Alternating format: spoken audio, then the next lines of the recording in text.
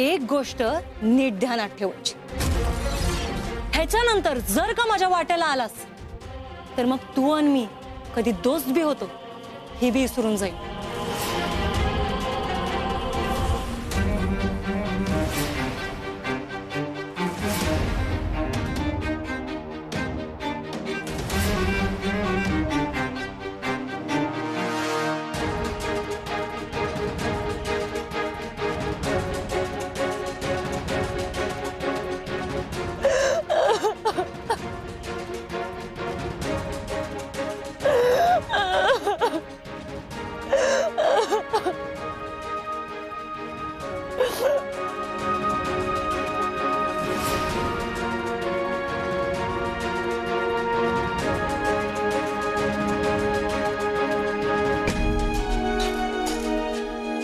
काय झालं ती? नाही दादा, काही नाही. अगं माशी डोळ्यात पाणी आणून का बसलीस? ते डोळ्यात कचरा गेला होता म्हणून. बघू. पियू, तू माझ्यापासून काही लपवत नाहीस ना? तुला माहित आहे ना, तू अशी रडत बसलेली मला नाही बघवत ते. सांग काय झालंय? पियू, काय झालंय? दादा, अगं रडतेस काय? सांगणारेस का काय झालंय? बाळ काय झालंय? काही नाही दादा, आईची आठवण आली होती.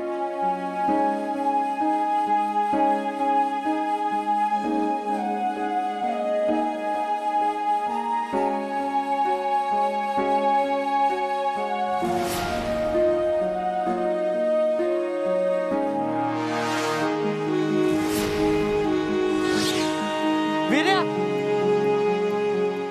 वीर्या, वीर्या, वीर्या, वीर्या, अरे वीर्या काय झालंय? वीर्या काय झालंय? मला माफ कर नाग्या. अरे माझंच चुकलं. ती बरोबर होती र. माझी तिची बरोबरी होऊच नाही शकत.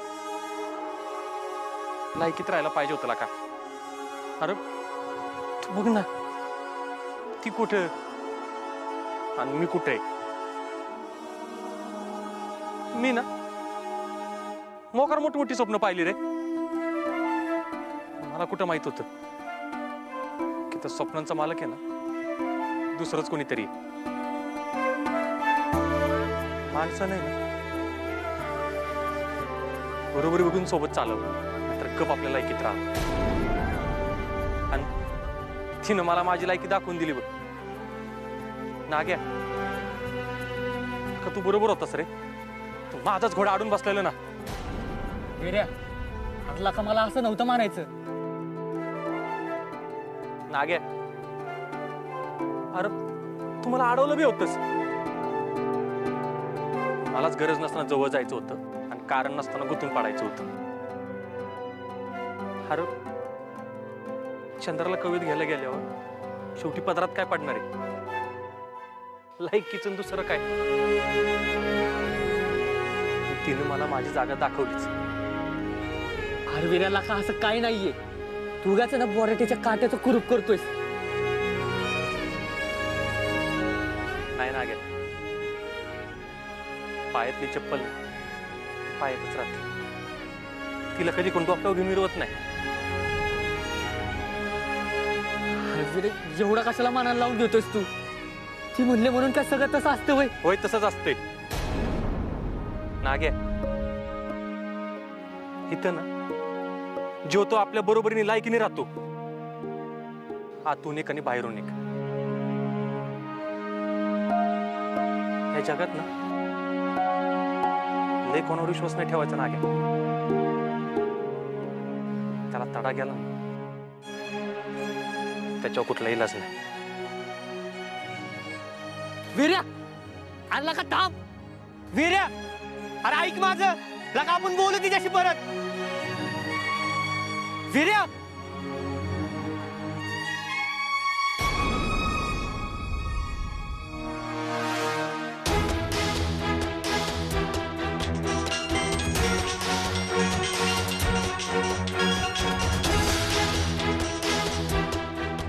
काय ग तू समजतेस तू स्वतःला काय बोललेस तू विरूला तू असा आहेस तू तसा आहेस तुला माहिती आहे का विरू कोण आहे आणि कसा आहे जाऊ दे मी बी कोणाला सांगतोय जिच्या नशिबातच विरू नाही ना तिला विरू सारखा माणूस आहे ना अख्ख्या जगात शोधून सापडणार नाही नेहमी दुसऱ्यांचा विचार करणारा सगळ्यांना सोबत घेऊन चालणारा आणि अजून काय पाहिजे आमच्या मैत्रीत पण आहे ना 4 चांद त्यांनीच लावलेत कारण त्याच्याकडे विश्वास नावाचं शस्त्र आहे आणि ते वापरायला ना तो कधीच चुकत नाही त्यासारखं मित्र मिळणं पण आहे ना नशीब लागतं नशीब हे बघ विरू ना आमचा जीव आहे जीव आणि त्यालाच तू विचारतेस वय कोण आहेस तू ते खरंय एखादा माणूस आयुष्यातनं गेल्याशिवाय आहे ना त्याची किंमतच कळत नाही ठेव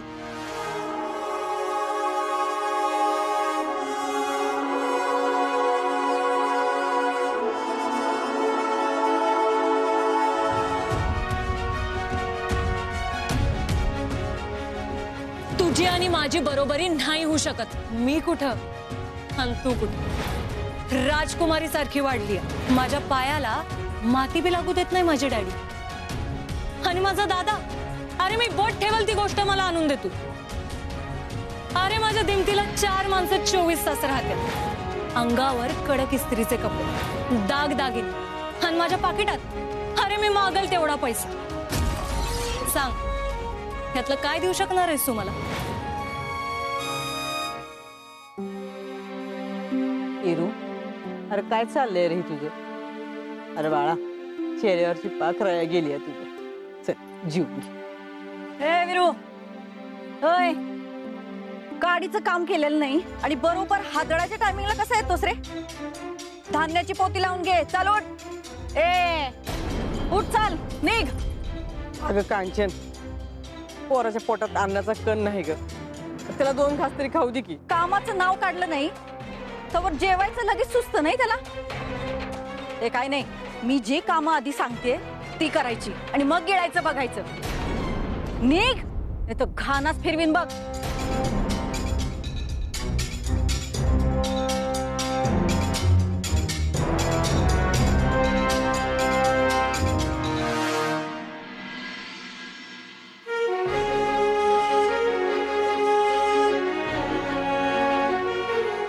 काकीच्या घरी आश्रितासारखा राहतोस तू काय मला सुखी ठेवू शकणार आहेस रे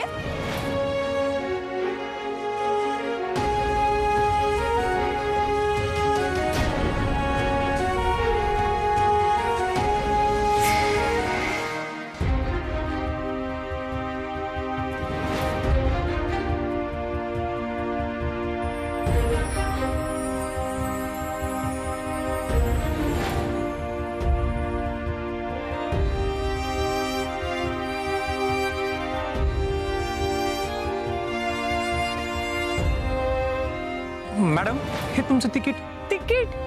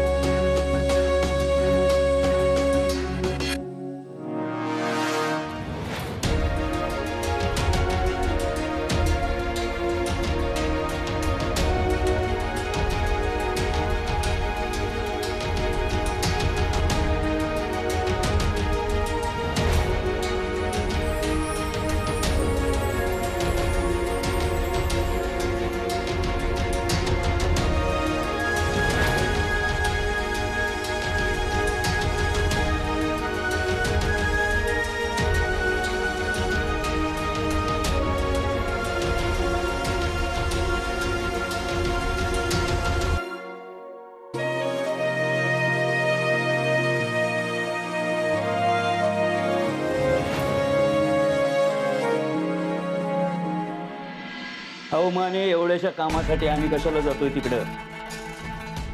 त्या कांचनबाईचं दिवस भरत आल्यात म्हणून जायचंय. तिला कुणीतरी सांगितलं पाहिजे माने की आता गटुड बांधून तयार ठेव, की काशीला जायची वेळ जवळ आली. त्या कांचन सूर्यवंशीचा तर ना आम्ही काशाच गुंडाळणार आहे. कळू दे तिला आणि इथल्या लोकांनी बी. एक काम करा माने, तुम्ही मुद्दाम मीडियाला बोलवा तिथं. कशाला म्हणजे? अहो आम्ही सांगतोय म्हणून. माने, आता सत्तेसाठी जास्त धीर धरवे ना आम्हाला. आता सगळी कामं पटापटा उरकायच्यात, पटापटा चाली खेळायच्या आणि त्या कांचन सूर्यवंशीला चेकमेट द्यायचंय. हा, तुम्ही बी पोचा तिथं आणि लवकर या. हो हो, ठेवा. येऊ.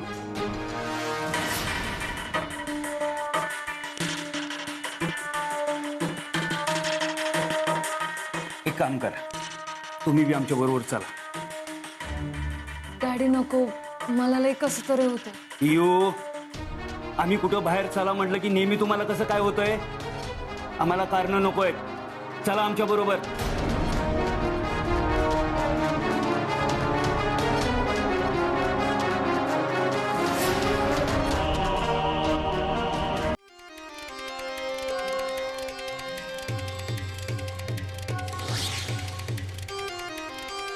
हे असं 24 तास दिमतीला राहायचंय आमच्या. लई काम आहे ती. हितनं कुठं हल्लास तर खानच फिरवीन बघ. चल, ते मागचं सगळं पुसून घे.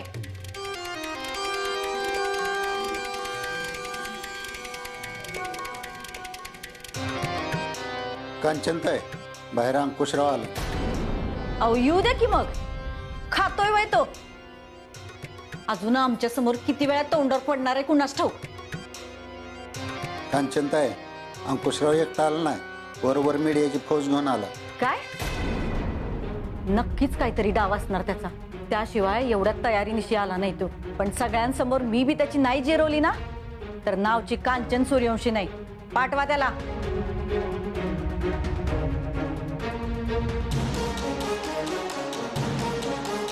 ए, त्या खुर्च्या लाव सगळ्या आणि पुसून घे.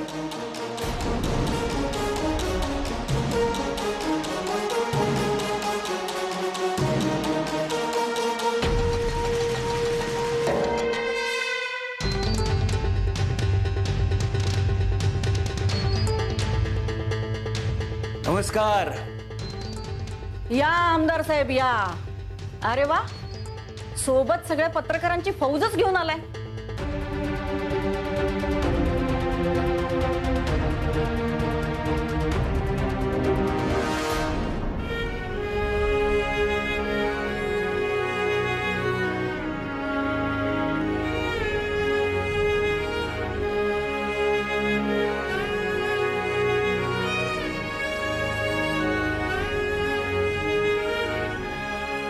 येऊ.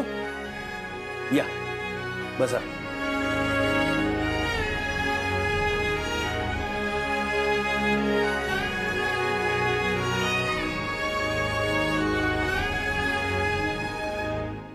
तुमच्यासारख्या कर्तृत्ववान झेडपी अध्यक्षाची ओळख व्हावी सगळ्यांना म्हणून घेऊन आलोय त्यांना. तुमच्या योजनांची सविस्तर माहिती कळू दे की त्यांना.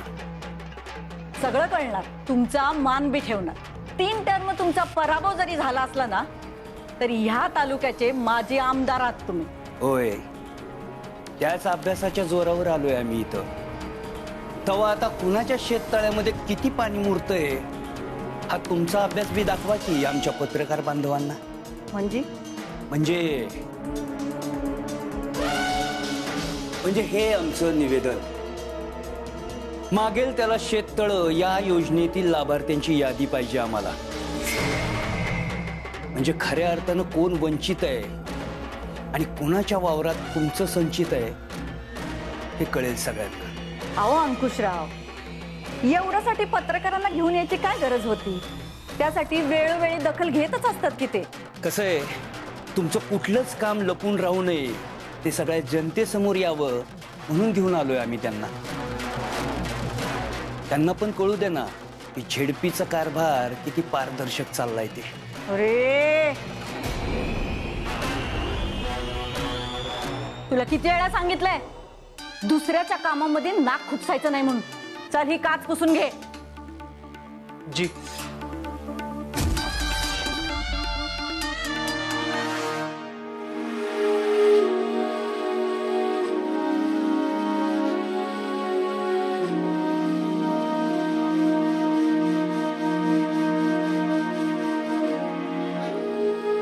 त्याचं काय आहे, आम्हाला आमच्या ऑफिसच्या काचेलाच काय, तर आमच्या कामाला सुद्धा डाग लागलेला सहन होत नाही. मग तो डाग पाडणाऱ्याची आम्ही खैर करत नाही. मी बी काय माझंच बोलत बसले. वीरू जा जरा चहा पाण्याचं बघ. जी काकी.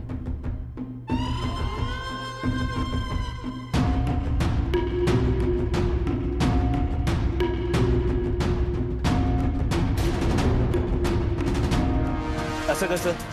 आता पुढची 5 वर्ष इथंच कायमचा मुक्काम ठोकायचा विचार आहे आमचा कांचनबाई.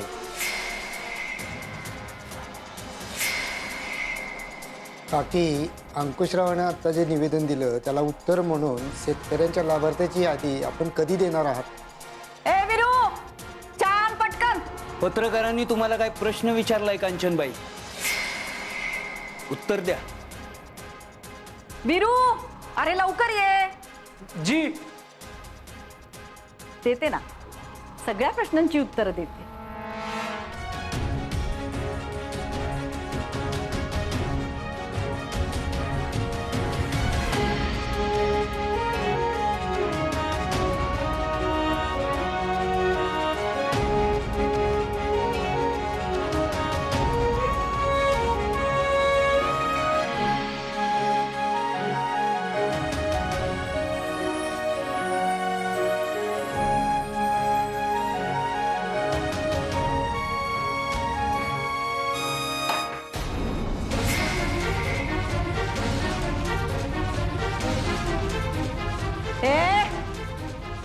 पुसून घेते पटकन. जी.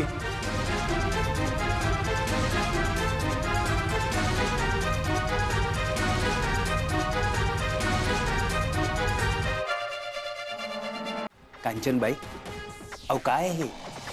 अहो जयवंतरावांचं आपल्या जिल्ह्यामध्ये केवढं मोठं प्रस्थ होतं. त्यांच्या पुण्याईवर तर राजकारणात तुम्ही अजून टिकून आहे आणि त्यांच्या मुलाला अशी घरगाड्यासारखी कामं सांगताय. किती वाईट वाटत असेल ना त्यांच्या आत्म्याला. ए अरे तुला लाज वाटत नाही का ही अशी घरगाड्याची कामं करताना?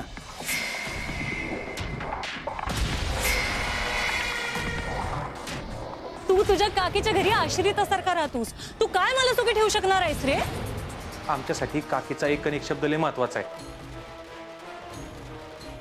आम्ही त्यांची इथं आचरित आहे, त्यामुळे ती जी काय सांगतात ना ती आमच्या हितातच असते आणि त्यात आम्हाला कसलाच कमीपणा वाटत नाही. आणि तसं बी माणसाने आपली लायकी ओळखूनच राहिलं पाहिजे.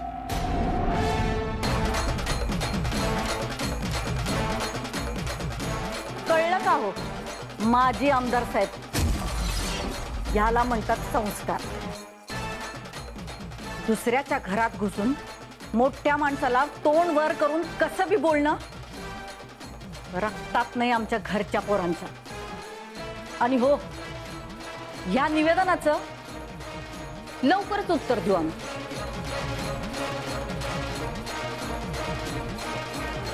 चहा गार झाला असेल, जाता जाता कॅन्टीन मध्ये घ्या आणि हा वाटलं तर काहीतरी खाऊन बी घ्या. काय आहे लोकांची कामं करायची सोडून असलं स्टंट करायला वेळ नाही आमच्याकडं. आम्हाला अजून तुमच्यासारख्या सामान्य जनतेला भेटायचं. या तुम्ही. कांचनबाई, जोपर्यंत शेततळ्यातल्या लाभार्थ्यांची यादी आम्हाला मिळत नाही तोपर्यंत आम्ही गप्प बसणार नाही. येतो.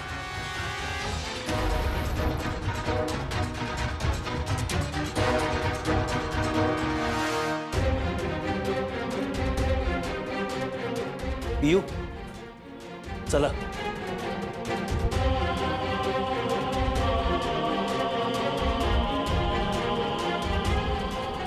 वीरू काच पुसून घे, डाग राहायला नको.